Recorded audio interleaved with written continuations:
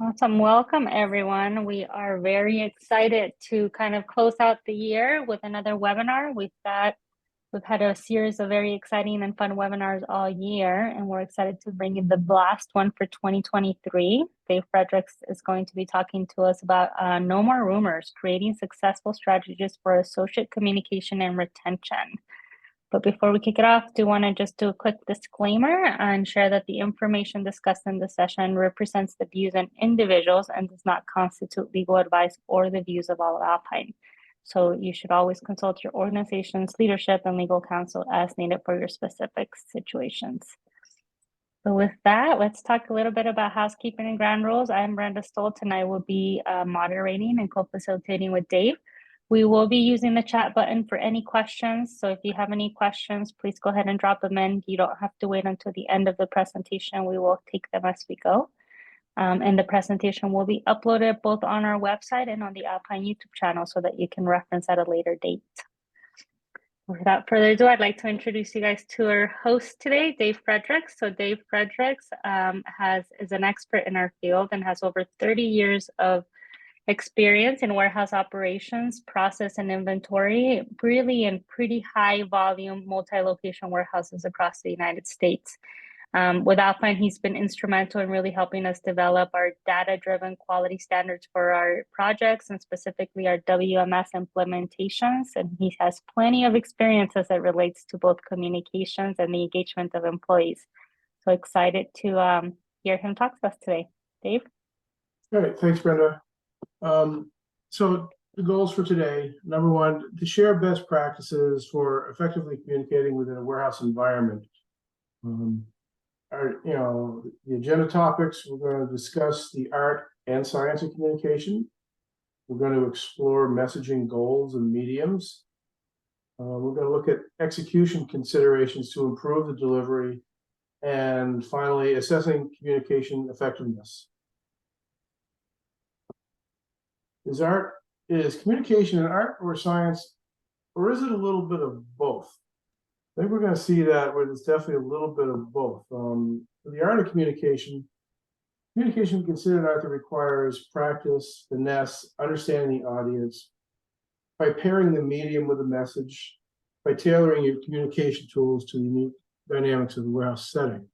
What I mean there is, what is the message you're trying to get across? If you're adding a new shift, taking a shift away, you really want to do that in person with high-ranking individual from the company. You don't just want to pin it on a bulletin board. What is your unique warehouse setting? Are you in a loud warehouse? Then you're going to need to address that. So how is it all going to work together? Yeah, and specifically in this, presentation, I think Dave will be talking to us a little bit more about the science of communication and just share some high-level tips and strategies to make sure that it's effective. But at the end of the day, we can't forget that when it comes to communications, it's really about two individuals and the relationship between them. And so it's really the art of it is really understanding your specific warehouse, your specific employees, what they like to hear, when they like to hear it, what's the mode of communication that is most effective, right? And all of that really ties into emotional intelligence and ensuring that you're taking the time to really assess what's going to be the best way to communicate that topic to that particular team. And we've actually seen, an interest here lately. We've led several training sessions as it relates to emotional intelligence from frontline supervisors because it is a topic that's very top of mind right now. Thanks. So the science of communication, you really want to break it down almost into a DMAIC type process. The strategy and rules can be applied to ensure effective communication. First of all, identification. What's the goal of the message? What are the topics? What are the mediums? We really need to identify what we're going to use. Designing the deliverance. What time of day of week, who presents and where? How do you minimize distractions? Some of the things where I've seen where a shift startup meetings, one shift is starting, the other one hasn't finished yet. The lifts are all in the background, running around, and nobody's really paying attention to the talker because the distraction of the lift is overwhelming. So designing where you're going to do it is great. Execution, talk to talk. very specific. Have your bullet points ready. Make certain you hit all the bullet points. Don't waver a bit. Be very, very efficient on it. And lastly, evaluate. How do we assess what we did? How do we adapt and improve?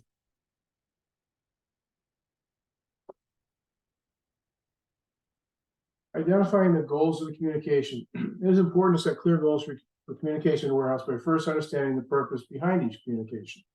To help set the goals, you'll need to determine the message you want not only delivered, but also received. How are they going to receive it? Evaluate your audience. Are you talking to tenured folks? Are you talking to newbies? Are you talking, do you have a union environment?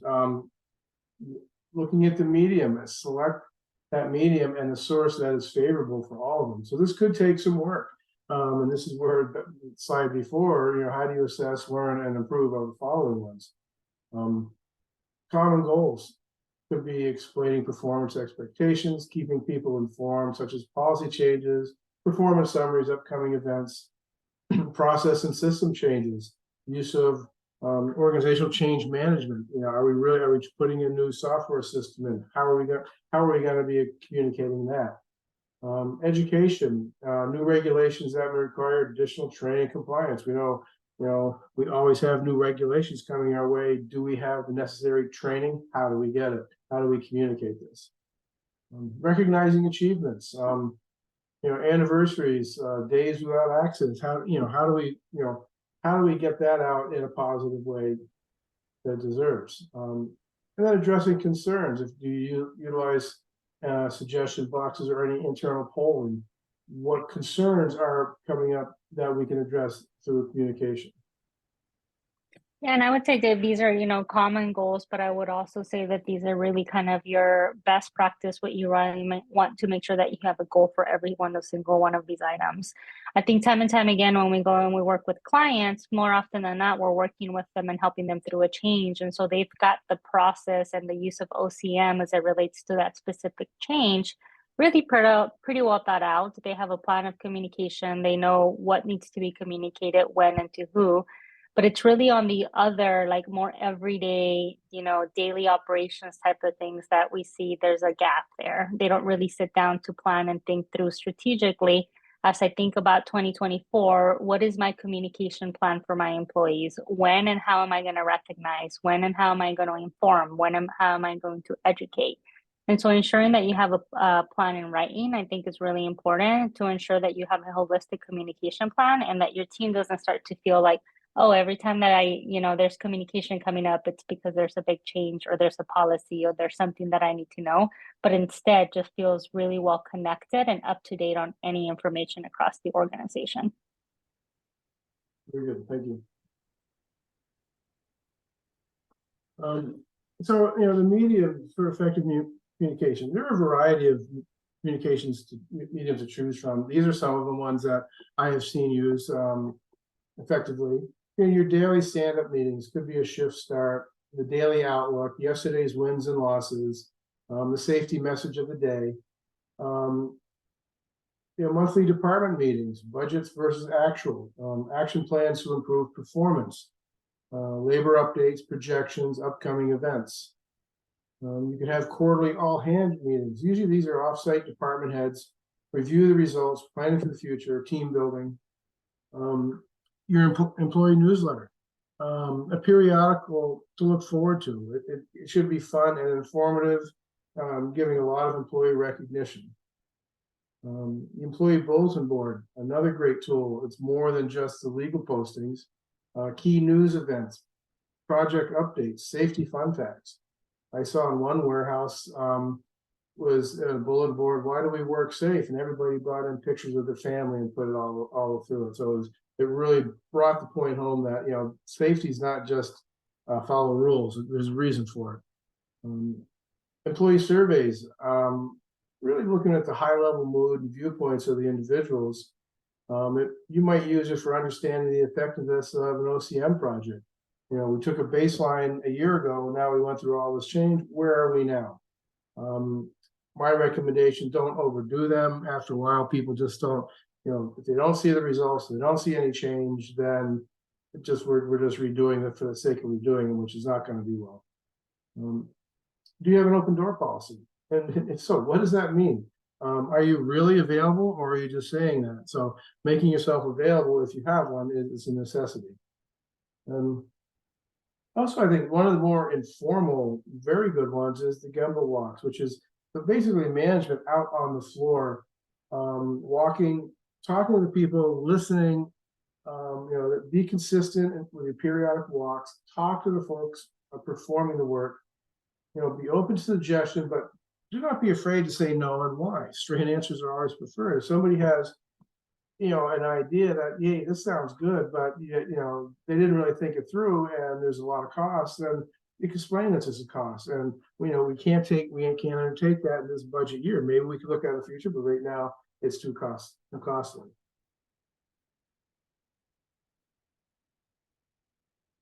So other plan, consistency is a key. Who is the presenter? Who is the medium? What's the venue? Matching all three of those is your first major hurdle to getting a successful communication out.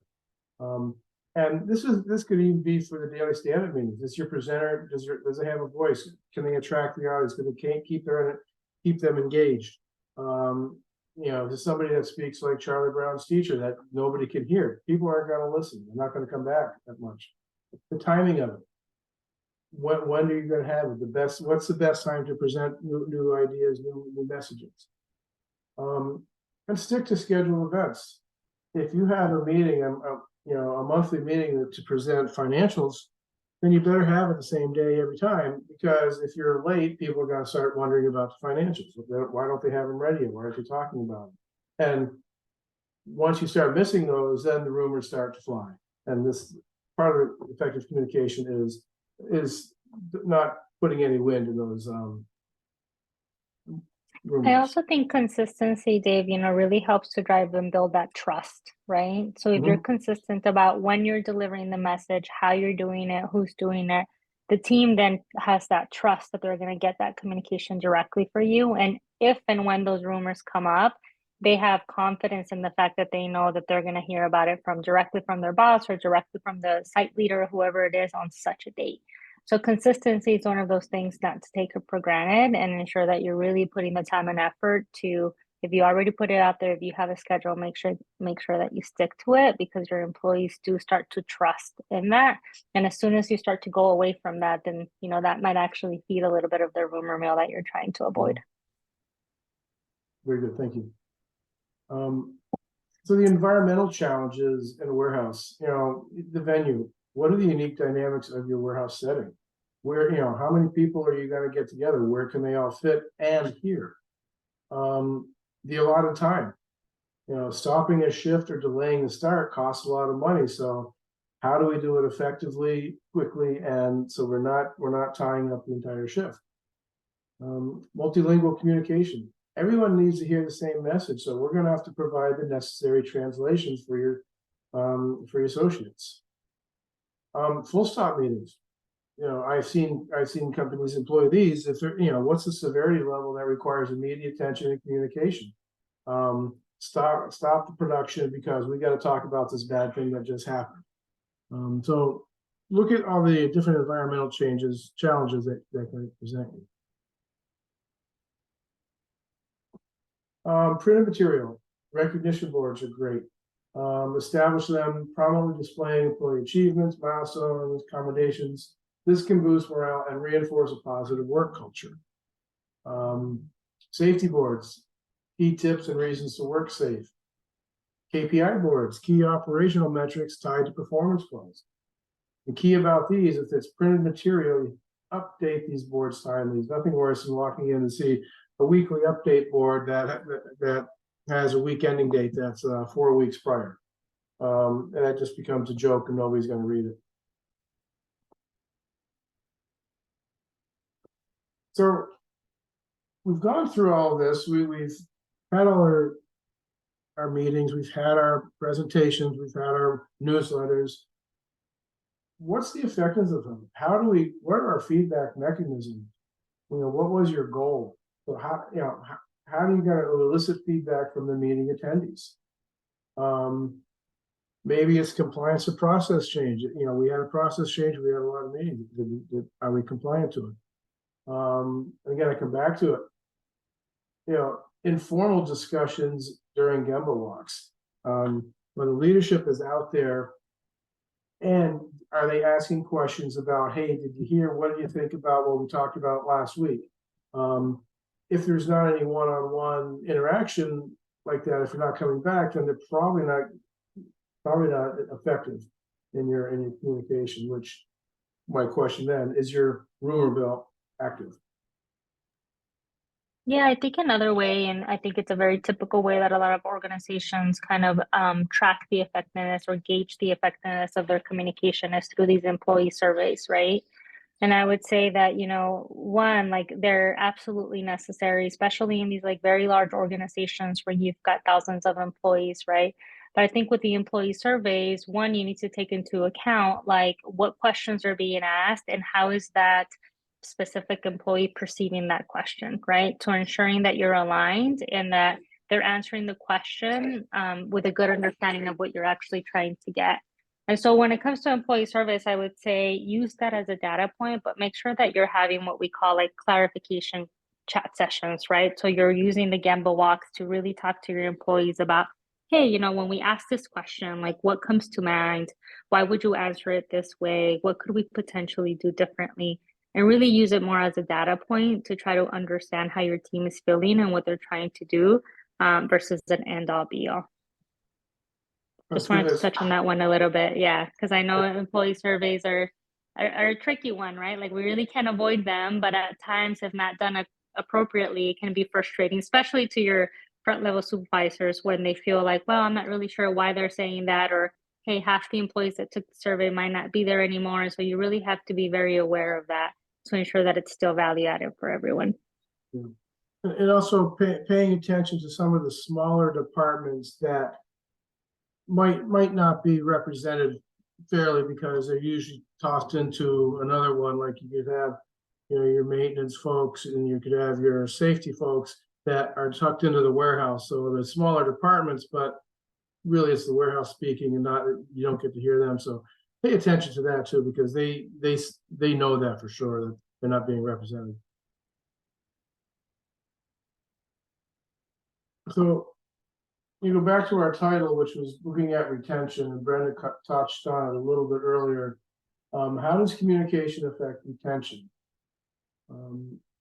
Honest and effective communication shows respect. The consistency of it builds trust, minimizes the toxic rumor mills, and respect and trust are motivators to stay. One of my current clients has very good communication skills with their employees.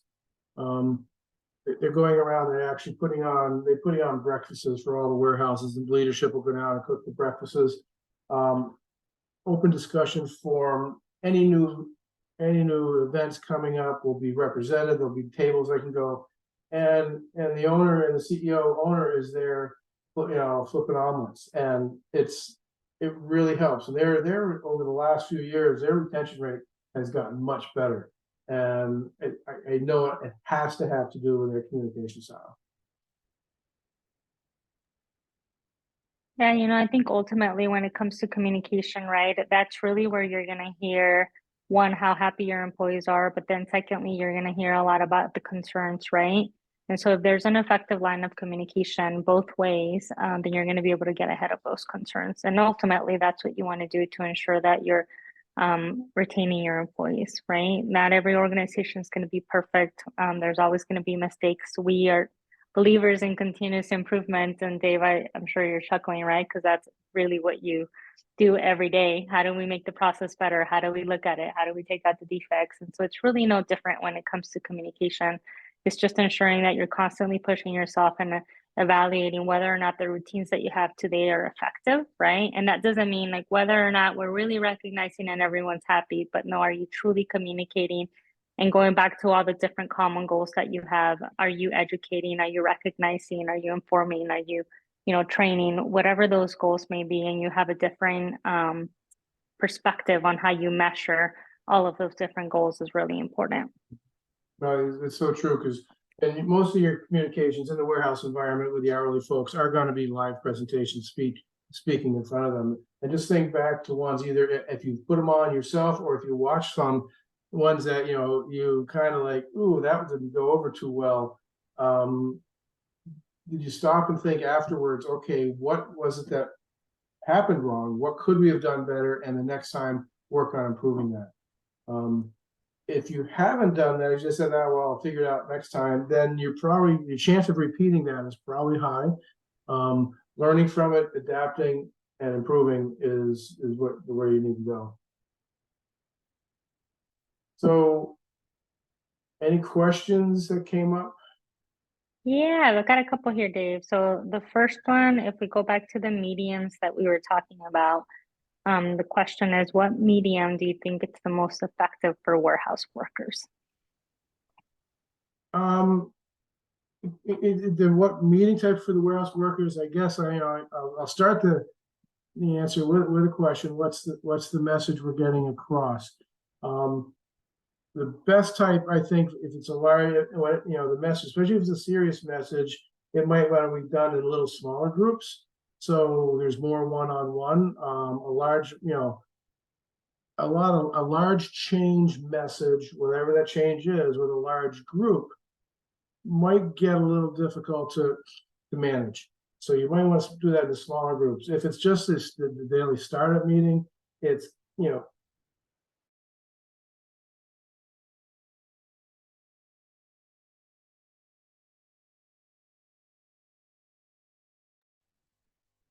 I think we may have lost Dave. We did. Okay, we'll give him a second to get back. He's in Florida, so hopefully he didn't just lose power. I would say that from a medium perspective too, for warehouse workers, it goes back to again acknowledging the workforce and how they like to hear information. We did have one client specifically that, for example, their workforce was very tech savvy. And so they actually were very creative and started using QR codes in order to get quick surveys, right? So instead of using this like once a year employee surveys, they would do just a quick 5 questions QR survey that was posted around the warehouse where an employee could scan the QR code and give any kind of concerns, any questions, any feedback, completely anonymous. And they felt that really started to change the culture in their building because it started to really open up the lines of communications. They felt like they could truly be anonymous and they felt like they could give real-time feedback, right? So that started to build again that trust across the organization. So I think it goes back to again your workforce and what they like to hear. I know there's other ones that, maybe they have a more tenured workforce and they really care more about ensuring that they see their supervisor and that they see the senior managers and the executives walk around so that they can have that face-to-face conversations with them. So warehouse workers can be a challenge, but it really back to you having a really good understanding of your culture. Dave, you're back. I am back. I was talking and my screen just went totally blank and my PC crashed. I had to reboot. Oh, really sorry about that. No worries. We got a couple more questions here. One just came in that says, how does technology fit into the communication process? Email, texting, etc. Email blasts are good. Does everybody have, do they have their personal email? Does everybody have a corporate email? Things to take into consideration. If you don't have an email address, how are you going to get that person? One other way, which is coming popular, are some of the polling, the QR polling companies that you can set up easy polls and you can put a QR code up somewhere near the time clock or whatever, and you can have 3 or 4 answers in there. It's a quick polling service. Yeah. I think this one goes back to how does technology fit in? I think technology in some ways has made it much easier to get communication out there, right? So like you can text someone where maybe you didn't before, or you could send a quick email. But I think in some cases, although it's made it easier to get communication out there, in some ways it's made it more challenging to ensure that you're getting the right message across through those communications, right? So I think we've all been there when you open up an email and maybe you read it too quickly and you get the wrong understanding of what that person's trying to say. And then you give them a call and you talk to them and then you're both like, oh, you realize you're on completely different pages, right? Mm-hmm. And so I think when it comes to technology, that's why it's so important, going back to at the beginning of the conversation when we talked about ensuring that you have a really good communication strategy in place. Meaning at the beginning of the year, when you talk about everything that you need to communicate, how you need to communicate it, you really need to spend time and think through. So for this particular type of communication, for example, recognition, is it appropriate to do it over email? Is it appropriate to do it over text message? Do we want to do it in person, right? So I think the technology piece there is just making sure that you're not just taking it for granted and using it because it's the easiest way to communicate, but instead really challenging yourself to think, is that the best way for me to get that message out there? And I would just, temper that with, are you going to get everybody that you intended to? If they don't, as I said, back to the email, if they don't have an email, you're going to miss them. They're going to be left out, and that's not good. Exactly. Thanks, Dave. All right, one more question here. So this one relates specifically to language barriers. And it says, have you seen any, or do you have any advice on how to deal with multilingual challenges? The first thing I would look at some of maybe your local community colleges or colleges that might offer someone to help do some translations if you yourself don't have the capability.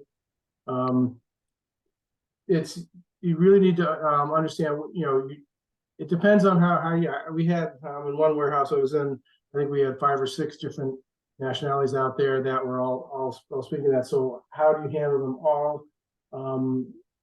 That's a really good question. I think, bringing your HR folks in, looking for outside sources to help, and make certain that you have an accurate translation of what the message is. Yep, absolutely. I think a couple of things that I've seen, we actually had one client in the past, and Dave, you'll remember who this is, where they actually paid for English classes. Mm-hmm. So they actually offered all of their employees, it was completely optional, but if they wanted to before work, they could come in and, take English classes. So that's one way that they were obviously a longer term solution, but they were actually upskilling their workforce, right? So, hey, if you have any desire to do this or not, come in, you can learn English. That's one way to do it. Another one is I've seen companies that go out, to your point, Dave, and get kind of a translation service that they have kind of on standby. And so they already know who they're going to go to if they need to get any kind of documents translated, or if they need to have someone in and do the facilitation and the training and the translation facilitation. And then another way is really looking at those individuals that know that language, right? So depending on what market you are, maybe you have, a specific language that you have the biggest challenge with. Looking at those individuals that know that language already and seeing if they have the potential to become a trainer, become a lead, or if they even have any interest in being some type of translator and helping you, is a really good way to, one, engage that employee, give them that growth opportunity, but also help solve some of the challenge about you ensuring that everyone else gets the right message when they need to hear it. And it might even take some one-on-one with those, if you don't have, the resources to translate into 5 different languages, that, how do you help the ones that need the help the most? And maybe it's a one-on-one discussion with somebody who knows the language, who is bilingual in that language, and just, it'll make them feel better that you care, that you're showing care. Yep, absolutely. Awesome. Well, with that, thank you all so much for calling in, Dave. Thank you for, just the insights and the quick tips that you shared today. We really appreciate your time. And everyone, if you think of any questions in the future, do not hesitate to reach out. Like I said, this presentation will be posted both on our YouTube channel as well as our website. So we appreciate your time today. And Dave, I hope your computer doesn't crash again. Me too. And stay tuned for our 2024 webinar lineup. I'm sure it'll be coming out by the end of the year. Yep, that's a great point. See you all next year. Thanks, Dave. Thanks. Bye.